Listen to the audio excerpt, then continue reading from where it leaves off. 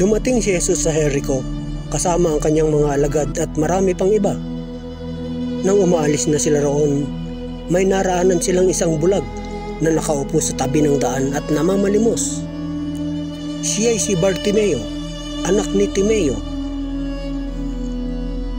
Nang marinig niyang naroon si Jesus na taga Nazaret, sumigaw siya ng ganito, "Jesus, anak ni David, mahabag po kayo sa akin!"